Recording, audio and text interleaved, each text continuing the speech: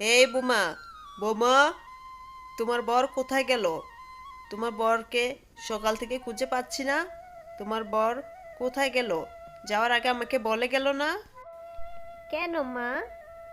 আপনি আমার স্বামীকে কেন খুঁজতেছেন? আমার স্বামী তো কোদাল নিয়ে গেছে, সেই বনে গেছে। বৌমা শোনো, তোমার বর যদি আমার সাথে দেখা করে যেত, তাহলে আমি বলতাম আমার জন্য কচু নিয়ে আসতো। কচু খেতে ইচ্ছে করছে। ঠিক আছে মা, আমি তাহলে গিয়ে খবর দিয়ে আসি যে আমার শাশুড়ি মা কচু খাবে। কচু নিয়ে আপনি বাড়িতে যাবেন। না না, তোমার আবার একা একা সেখানে যাওয়া ঠিক হবে না। পরে আবার আমার ছেলে আমার সাথে রাগারাগি করবে। তার চেয়ে ভালো তুমি বাড়িতেই থাকো। না মা, আপনি যেহেতু বলছেন কচু খাবেন, তাহলে আজকে আমি আপনাকে কচু রান্না করি খাওয়াবো। সেজন্য আমি একটু খবরটা দিয়ে আসি। শাশুড়ি মার জন্য কচু নিতে বলছে, শাশুড়ি মার জন্য কচু নিতে বলছে, শাশুড়ি মার জন্য কচু নিতে বলছে, শাশুড়ি মার জন্য কচু নিতে বলছে। স্বামী, ও স্বামী, তোমার মা বলেছে সে নাকি কচু খাবে। তুমি তার জন্য বাড়িতে কচু নিয়ে যাবে। কি বলছো? আমার মা কচু খাবে?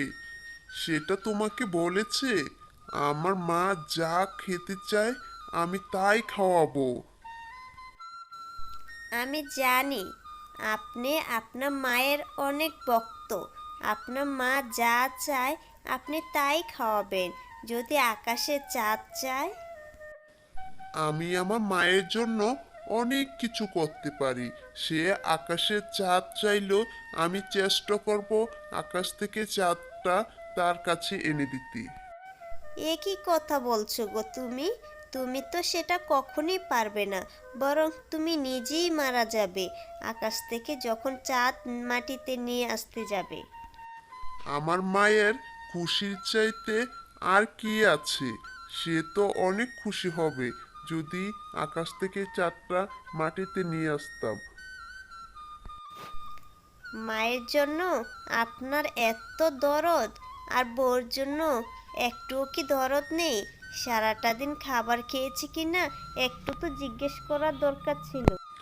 তুই ঘরের বউ, ঘরে থাকবি, রান্না করবি, খাওয়া দাওয়া করবি, এটাই তো তোর কাজ। তুই খাবি না তো কে খাবে? বাড়িতে খাওয়ার জন্য আর কে আছে? এটাই কি আপনার উত্তর? মানুষ তো একটা বার জিজ্ঞাসা করে যে তোমার শরীরটা ঠিক আছে কিনা, তুমি ঠিক মতো খাওয়া দাওয়া করছো কিনা। কই, কখনই তো জিজ্ঞাসা করোনি। দূর, তোকে জিজ্ঞাসা করার এত সময় আমার আছে নাকি? সকালে ঘুম থেকে উঠি তো কাজে বের হই, আর বাসায় ফিরি রাতে, তাহলে কখন বলবো? কিন্তু তুমি তো সব সময় তোমার মায়ের খোঁজ খবর রাখো। আমি বলছি না যে এটা খারাপ কিছু, কিন্তু তুমি একটু বেশিই মায়ের ভক্ত। কি ব্যাপার মর্জিনা, তুই আজকাল আমার মায়ের বিরুদ্ধে কথা শোনাচ্ছিস? সমস্যাটা কি তুই? তুই কি আমার মাকে পছন্দ করিস না? হ্যাঁ? ছি স্বামী ছি, আমি কি একবার বলেছি যে আমি আমার শাশুড়ি মাকে পছন্দ করি না? দেখেন, একবার মাত্র বলেছে কচু খাবে, সেই কথাটা বলার জন্য আমি দৌড়ে চলে এসেছি। বলি তুই এখানে বসে বসে কোদাল দিয়ে মাটি কাট, আমি বাড়িতে যাই কচু নিয়ে, বাকি কাজগুলো করে আসবি। আমি তো কখনোই এ ধরনের কাজ করিনি, কিন্তু তুমি যেহেতু বলছো, তাই আমাকে একটু চেষ্টা করতে হবে। আমি দেখি কাজটা পারি কি না। শোন মর্জিনা, তুই আমার বউ বলে আমি তোকে কাজটা দিয়েছি। আজকে যদি আমি এ কাজটা না করি তাহলে তারা আমাকে রোজের টাকা দিবে না। তখন কি হবে? তো এজন্য বলেছি কাজটা তুই কর।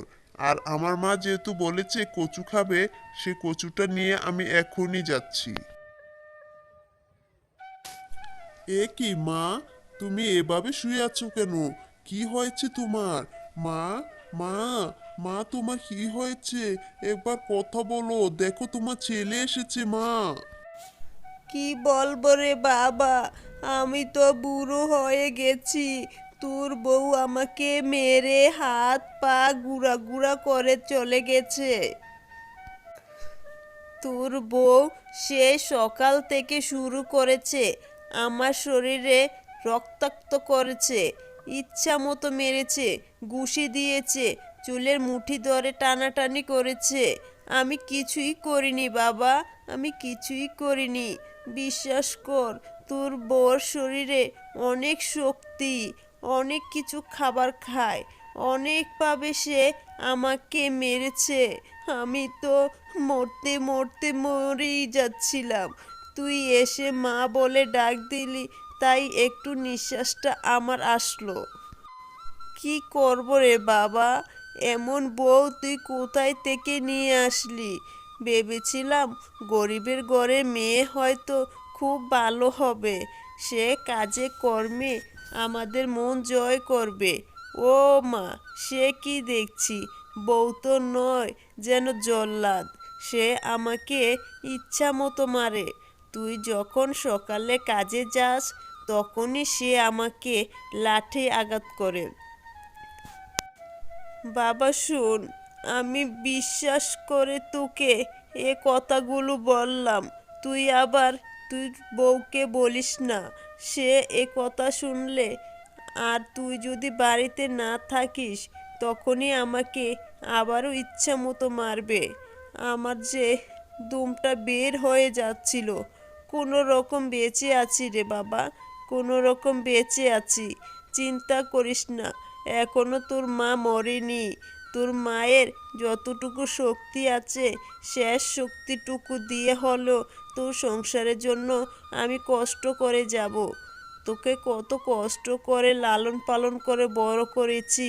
তিনবেলা খাবারের জন্য আমি কতজনের বাড়িতে কাজ করেছি। আর এখন তোর বউ এসে সুন্দর সুন্দর বাড়ি পেয়েছে, সুন্দর একটা রান্নাঘর পেয়েছে, ভালো একটা পরিবেশ পেয়েছে, না সে সুখে থাকতে পারছে না, আমাকে মারে ধরে। তোর কত বড় সাহস! তুই আমার মায়ের গায়ে হাত তুলেছিস। আজকে এ ঝাড়ু দিয়ে তোকে আমি ইচ্ছে মতো মারবো। নির্লজ্জ বউ, তোকে আমি মেরেই ফেলবো। কি বলছো? আমি তো এসবে কিছুই জানি না। আরে আমি তোমার মাকে কেন মারবো? আমি তো মারিনি। তুই আমার মাকে মারিসনি মানে? তুই বলেছিস না আমাকে কচু নিয়ে যাইতে। কচু নিয়ে যাওয়ার পর আমি দেখে আমার মা অজ্ঞান হয়ে খাটের উপর বসে আছে। তুই জানিস আমার মা কতটুকু কষ্ট পেয়েছে?